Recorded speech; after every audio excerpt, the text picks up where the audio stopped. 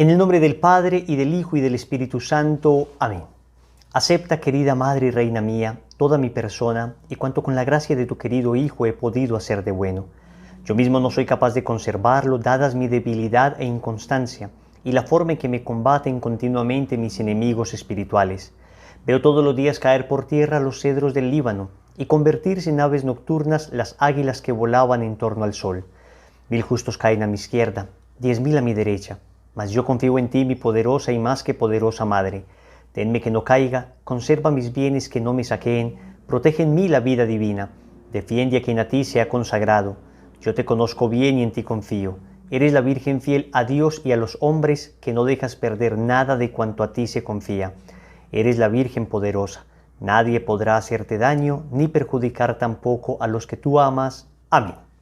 ¿Quién como Dios? Nadie como Dios. Un saludo para todos en el Señor. Bienvenidos a esta preparación para la consagración total a Jesús por María.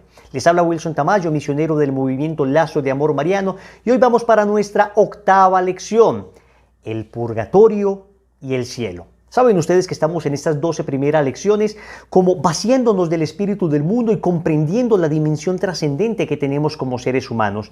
Hemos venido hablando de las postrimerías del hombre, de la muerte, del juicio particular y universal. Hablamos del infierno, pero hoy vamos a hablar del misterio de nuestra salvación. Vamos a hablar de la gloria eterna y vamos a hablar de la purificación necesaria que necesitamos para entrar a esa gloria eterna, sea acá en la tierra con reparación, oración, mortificación e indulgencia, o en un estado llamado purgatorio. Vamos a empezar precisamente hablando del purgatorio. El Catecismo de la Iglesia Católica, en el numeral 1030, define el purgatorio de esta manera: los que mueren en la gracia y en la amistad de Dios, es decir, las personas que mueren en gracia de Dios, que no mueren en pecado mortal, pero imperfectamente purificados, aunque están seguros de su salvación eterna, sufren después de su muerte una purificación a fin de obtener la santidad necesaria para entrar en la alegría del cielo. Vamos a entender entonces. Resulta que para entrar al cielo necesitamos estar perfectamente limpios, perfectamente limpios. Esto lo dice Apocalipsis capítulo 21, versículo 27. Nada manchado entrará en ella, en la Nueva Jerusalén, en la patria celeste, ni los que cometen maldad ni mentira, sino solamente los inscritos en el libro de la vida del Cordero.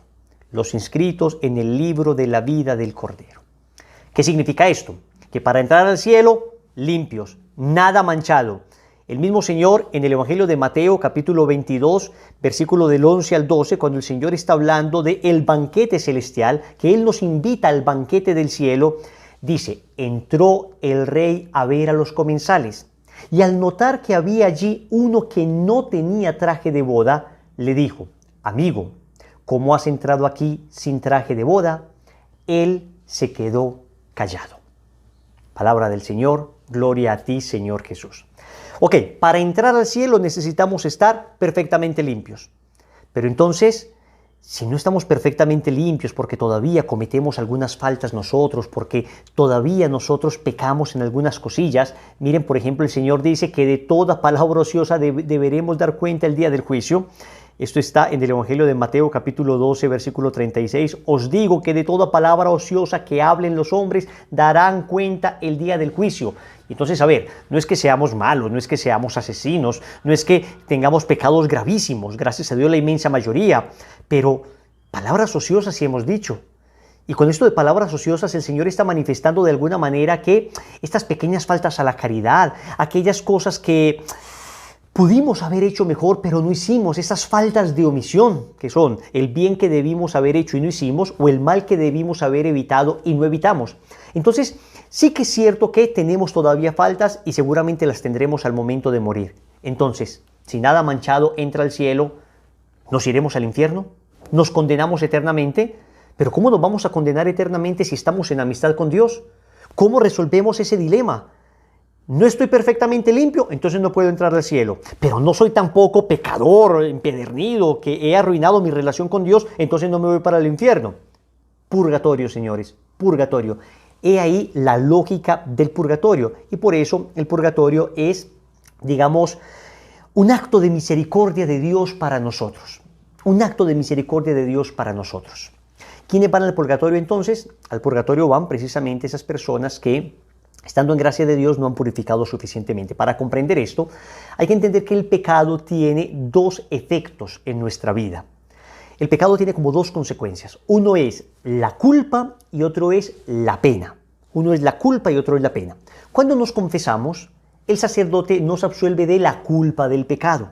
Yo te absuelvo de esa culpa, yo te absuelvo del pecado en el nombre del Padre, del Hijo y del Espíritu Santo, pero permanece en nosotros la pena como la consecuencia del daño que hicimos en nuestra relación con Dios, del daño que le hicimos a nuestra alma, del daño que le hicimos a otras personas. Uno tiene que reparar esto. No simplemente me confieso y entonces ya al que le robé, ya Dios me perdonó, bendito sea Dios, que Él mire a ver cómo hace. O ofendí a una persona gravemente, me confesé y ya, pues miremos a ver cómo esa persona se las arregla solo. No, yo debo reparar el daño que hice. Lo exige la virtud de la justicia. Y por eso uno tiene que hacer estos actos de reparación, con oración, con mortificación, con obras de caridad concretas. Habrá momentos donde no podremos reparar el daño que se hizo. El asesino no podrá resucitar a su muerto. Sin embargo, lo puede reparar en oración, en mortificación, en penitencia, con algo llamado las indulgencias. Entonces, para que lo entendamos bien, hagamos de cuenta que nuestra alma es como una pared blanca. Cuando pecamos es como que le enterramos un clavo a esa pared. Cuando nos vamos a confesar, el sacerdote arranca ese clavo. Ya no está la culpa, pero el orificio quedó en la pared. Necesitamos revocar, necesitamos resanar, necesitamos curar esa pared. Entonces, las famosas indulgencias lo que hacen es precisamente aplicar los méritos de Cristo por voluntad de la Iglesia para que esa pared sea resanada. Entonces existen indulgencias parciales. Significa que algunos de esos huecos se van resanando. Toda obra de caridad, toda oración, toda mortificación, asistir a la Santa Misa, todo lo que se haga de bien es una indulgencia parcial. Se gana una indulgencia parcial.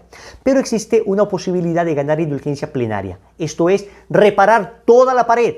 Reparar toda la pared. Porque si es que yo muero aún sin clavos, pero con la pared llena de orificios, en el purgatorio tendré que reparar esa pared. Pero en esta tierra, a través de lo que se llama indulgencia plenaria, se podría reparar toda la pared, toda el alma. ¿Qué se necesita para ganar indulgencia plenaria? Primero, confesión sacramental. Segundo, comunión eucarística. Tercero, oración por el Papa. Cuarto, una obra que esté enriquecida por indulgencias. Hay muchas obras que la Iglesia ha enriquecido con indulgencia plenaria. Por ejemplo, la famosa bendición Urbi et Orbi del Papa. Urbi et Orbi significa a la ciudad de Roma y al mundo entero. Y el mundo entero, una bendición que el Papa da en Pascua y en Navidad. Es una bendición muy especial y que extraordinariamente en algunos acontecimientos históricos difíciles de la humanidad el Papa ha dado. Entonces se gana indulgencia, cumpliría, digamos, el cuarto requisito. Pero, por ejemplo, hacer el Santo Via Crucis, orar el Santo Rosario meditado con un grupo de personas, un retiro espiritual de 3 días, participar en una Eucaristía de primera comunión, participar en una ordenación sacerdotal. Son obras que la Iglesia ha dotado de indulgencia plenaria. Sería la cuarta condición. Y la quinta condición, que es la más difícil de todas, la renuncia a todo pecado y a todo afecto al pecado, inclusive venial. Usted puede hacer las primeras 4, confesarse, comulgar, orar por el Papa, una obra enriquecida de indulgencia, pero si no tenemos renuncia efectiva y afectiva al pecado, incluso venial, no ganamos indulgencia plenaria, ganaríamos indulgencia parcial.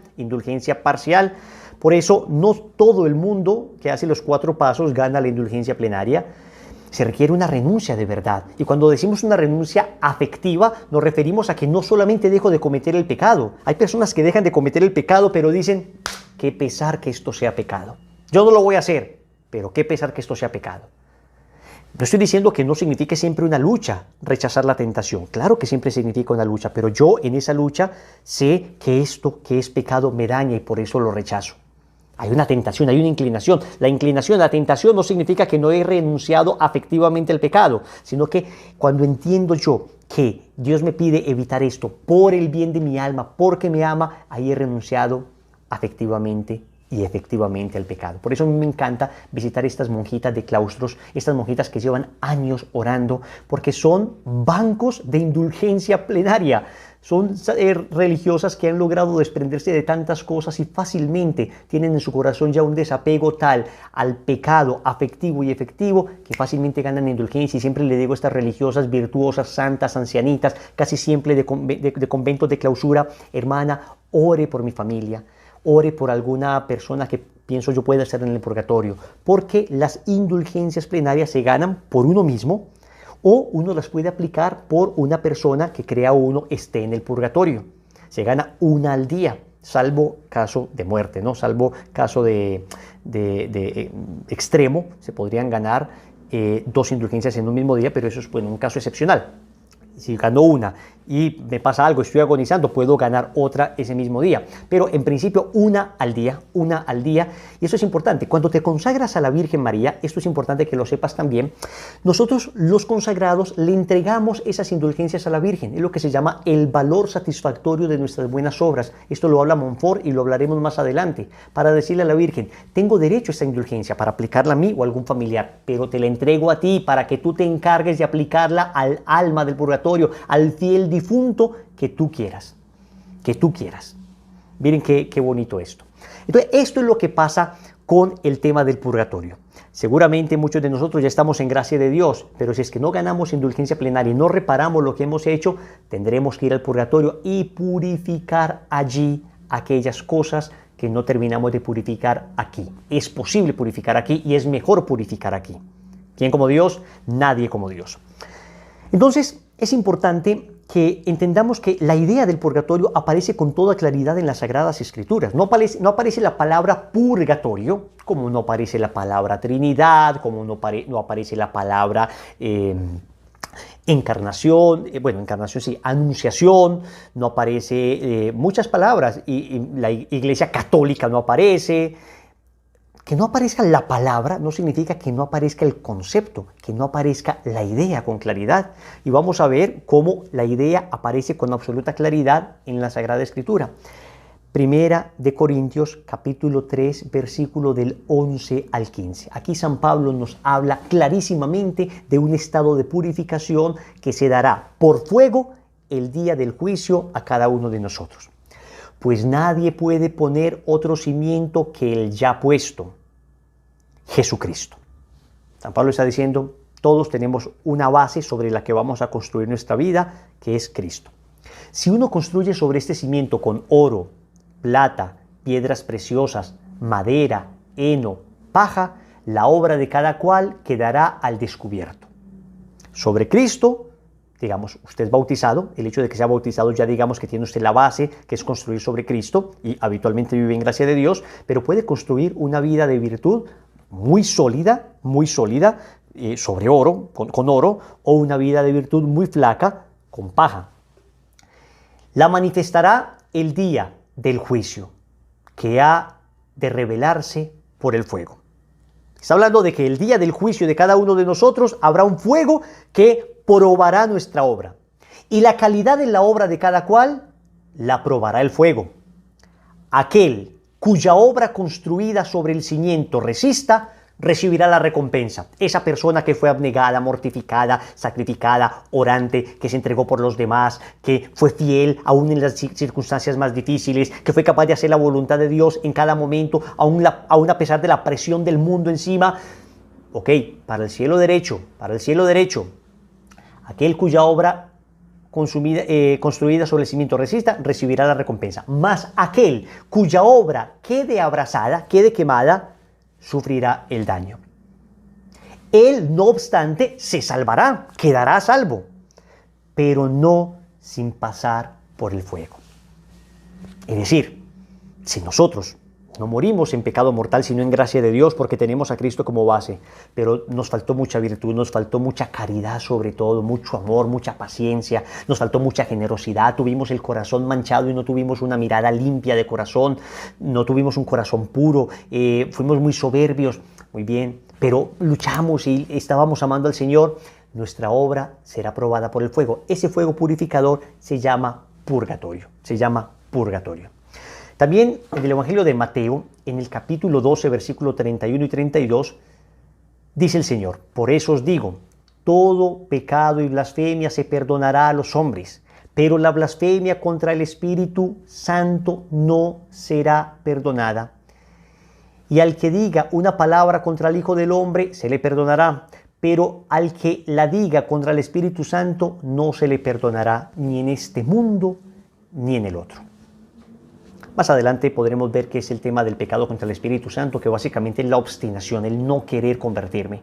A pesar de que Dios me da todas las ayudas, o por desesperación, o por presunción, no me quiero convertir. Pero lo que nos interesa de este texto hoy es esta expresión final. No se le perdonará ni en este mundo ni en el otro, ni en esta vida ni en la otra. El Señor está hablando de pecados que se perdonan en esta vida y en la otra, y de pecados que no se perdonan en esta vida ni en la otra. ¿Cuál es el único pecado que no se perdona ni en esta vida ni en la otra? El pecado contra el Espíritu Santo.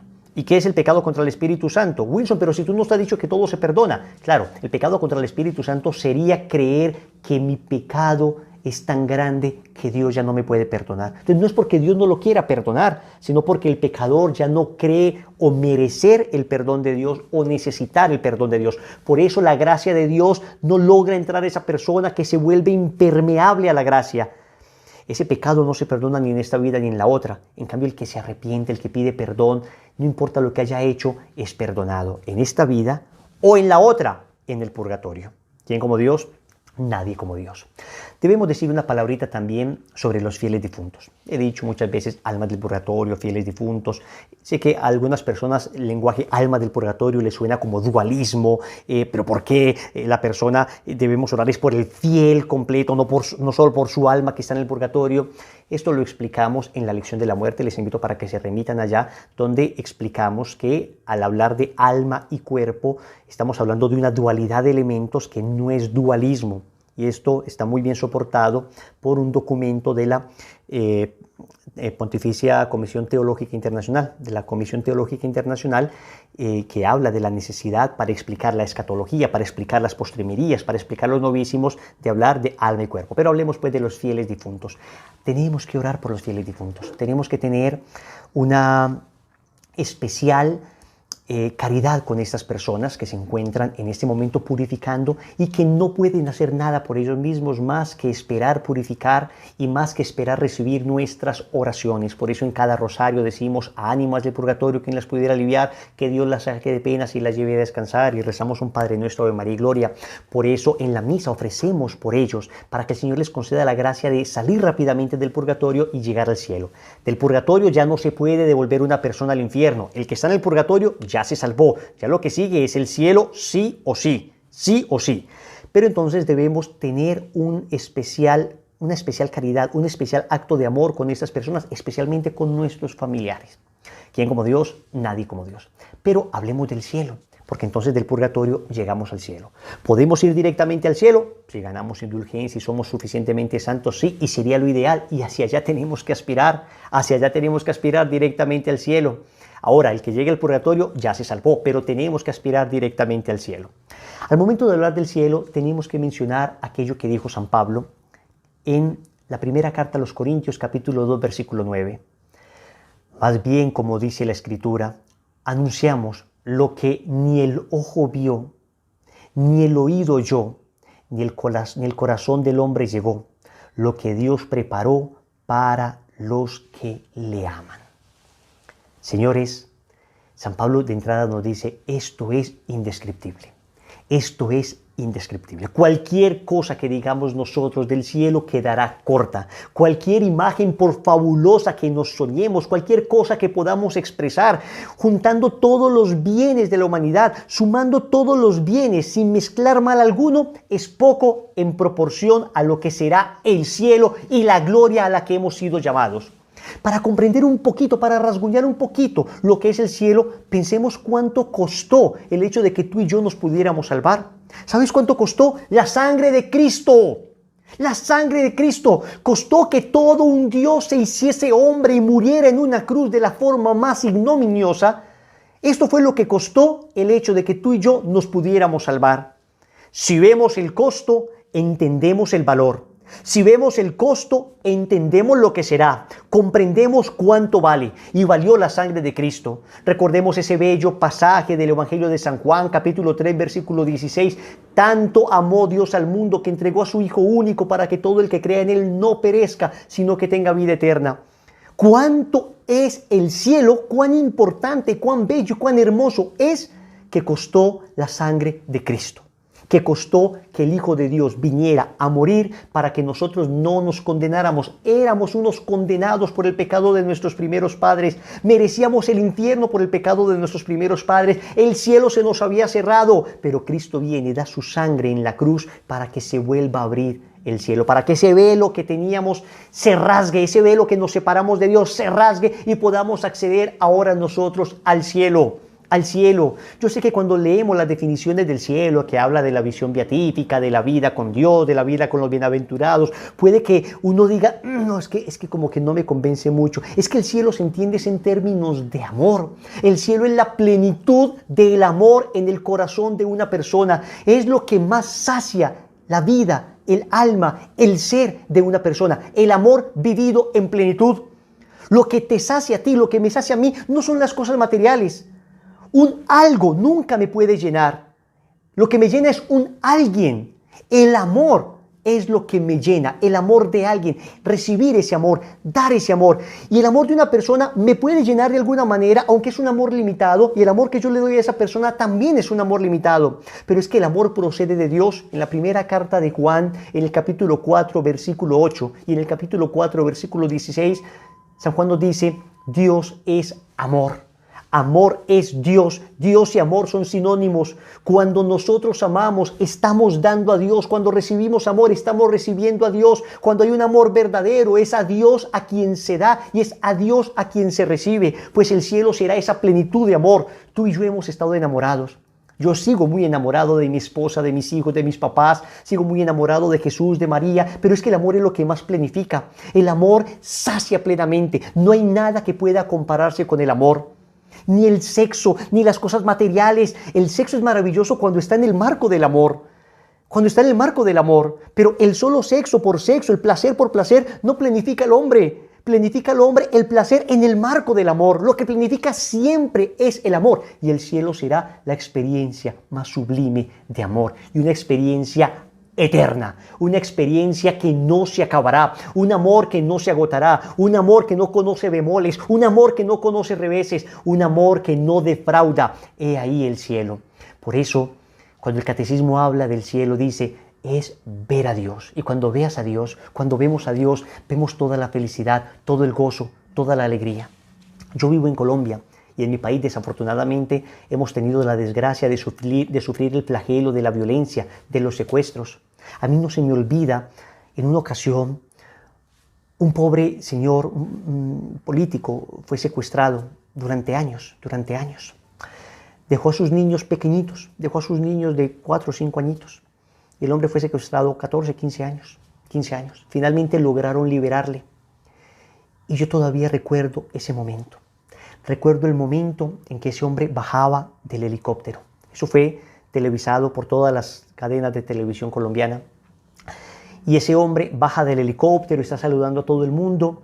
Y cuando ve a sus hijos, cuando ve a sus hijitos, a los que había dejado de 3, 4, 5 añitos, y los ve ahora de 15, 16, 20 años, pero él los conoce. El rostro de este hombre cambia. El rostro de este hombre cambia. Y los ve y el rostro se le ilumina. Y se pone a llorar a raudales. Y arranca a correr y les abraza con una fuerza. Les abraza con un amor. No los quería soltar y ellos no lo querían soltar a él. El ver el rostro de un hijo al que no veía hace 15 años le generó ese amor. ¿Cómo será ver el rostro de Dios para quien fuimos creados? ¿Cómo será ver el rostro de ese Dios que sacia plenamente? Ya no serán mis hijos que son un regalo de Dios. Ahora será el mismo Dios que me dio a mis hijos, al que veré cara a cara. La alegría, el gozo, borrará todo dolor, borrará toda angustia, todo sacrificio valió la pena para ver el rostro de ese Dios. de ese Dios bueno y para experimentar su abrazo que me plenifica y que me llena. Y ahí en ese abrazo y ahí en ese amor, entonces gozaremos de todo lo que jamás nos hubiéramos podido imaginar, porque cada gozo de la tierra, cada verdadero y legítimo gozo de la tierra, no es sino una pregustación del gozo eterno que tendremos en el cielo. Entonces no te imagines que el cielo será ahí en una nube toda la eternidad, tocando un arpa con unas alitas, una aureola. No, pues qué aburrición. Por supuesto que un cielo así no provoca, pero es que el cielo será cada segundo mejor que el anterior. A ver, perdóname lo ridículo de este ejemplo, pero para que me entiendas, cada segundo mejor que el anterior. Piensa tú que eres un hombre pobre, con cáncer, secuestrada a tu familia, en fin, y de repente te llaman y te dicen, oye, te acabas de ganar la lotería. Y bueno, ¿qué es esta dicha? Y muy feliz con la lotería. Y al minuto siguiente te llaman y te dice, soy el doctor, te digo que no tienes cáncer. Pero ¿qué es esta maravilla? Rico y sin cáncer. Y de repente, un minuto después te llaman y te dicen, a tu familia la acaban de liberar. Pero, ¿qué es esto? Y después la chica que siempre te había gustado y jamás te había prestado atención, te llama y te dice, oye, quisiera que conversáramos. O sea, discúlpame, no sé cuáles sean los anhelos más profundos de tu corazón, pero piensa en todos ellos juntos, uno tras otro, durante toda la eternidad. Cada segundo mejor que el anterior. Cada segundo mejor que el anterior. Un sacerdote, el padre Clemente González, describe el cielo así. El cielo es felicidad que rebasa nuestros deseos. O sea, todo eso es nada en comparación de lo que será el cielo. Actividad sin cansancio. Actividad sin cansancio. El gozo que produce estar activo, pero sin cansancio. Descanso sin aburrimiento. El gozo que produce el descanso, pero sin locha, sin aburrimiento. Conocimiento sin velos. Grandeza sin exceso. Amor sin afán de posesión. Perdón sin memoria. Gratitud sin dependencia, amistad sin celos, compañía sin estorbos. En el cielo, Dios nos concederá mucho más de lo que podemos pedir o imaginar y aún aquello que no nos atrevemos a pedir. Ese es tu destino, ese es mi destino. Y desde ya podemos gozar el cielo. Desde ya podemos pregustar el cielo. El que vive la voluntad de Dios vive el cielo de manera anticipada.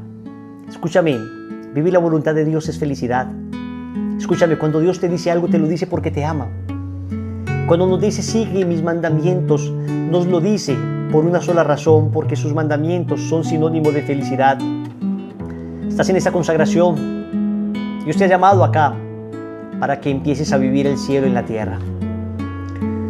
Y si el cielo es amor, yo te invito para que cierres tus ojos en este momento y para que cerrando tus ojos experimentes un poco del amor de Dios, experimentes un poco de su dulzura, experimentes un poco de su bondad. Cuánto he esperado este momento, cuánto he esperado que estuvieras así. Esto te lo canta Jesús. Cuánto he esperado que me hablaras, cuánto he esperado que vinieras a mí. Yo sé bien lo que has vivido, sé también por qué has llorado,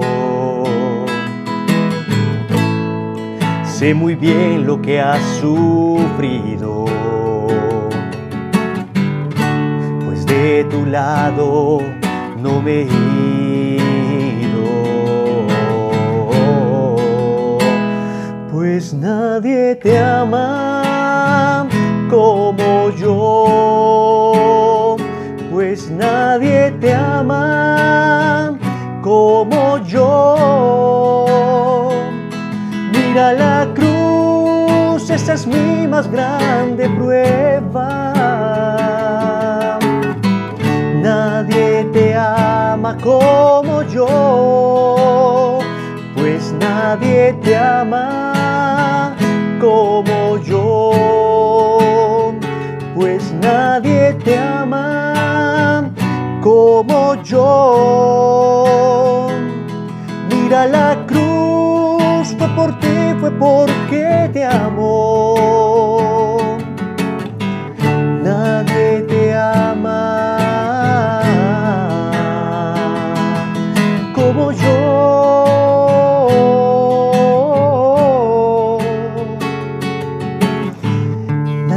como Él. Nadie te ama como Él. Experimentar su amor ya es tocar el cielo en la tierra. Y su amor te abrazará durante la eternidad. Sé que en ocasiones parece muy difícil renunciar a cosas por Dios, pero entiéndeme que la renuncia no es una renuncia por renunciar. Entiende que una renuncia por Dios es una renuncia para recibir algo más grande, algo más magnífico. No creas que aquello a lo que Dios te pide renunciar es tu felicidad. Todo lo contrario, te pide renunciar a tu esclavitud. A tu esclavitud, aunque parezca muchas veces que esa esclavitud tiene algo de dulce, tiene algo de bueno, sigue siendo esclavitud, sigue siendo esclavitud. Escucha a Jesús que te ama. Yo sé bien lo que me dices, aunque a veces no me hables. Sé muy bien lo que en ti sientes, aunque nunca lo compartes. Y yo a tu lado he caminado, junto a ti yo siempre he ido, y aún a veces te he cargado. Yo he sido tu mejor amigo. Oh, pues nadie te ama como yo, pues nadie te ama como yo. Mira la cruz, esa es mi más grande prueba. Nadie te ama como yo.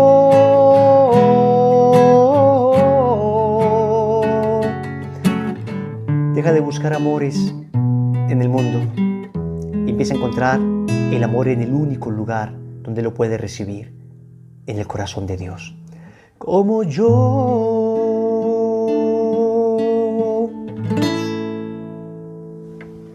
¿Quién como Dios? Nadie como Dios. La práctica para la lección de hoy es muy sencilla. Vamos a empezar a orar por los fieles difuntos. Vamos a empezar a orar por aquellas personas, familiares nuestros, que pueden estar en el purgatorio esperando nuestras oraciones en el Santo Rosario. Pero si es posible, mandemos a hacer una misa por ellos, ofrezcamos una Santa Eucaristía por ellos, llamemos a nuestra parroquia para que ofrezcamos misa por nuestros fieles difuntos. Un abrazo, les espero en la próxima lección. Que la gracia de Dios sea con ustedes. Bendiciones.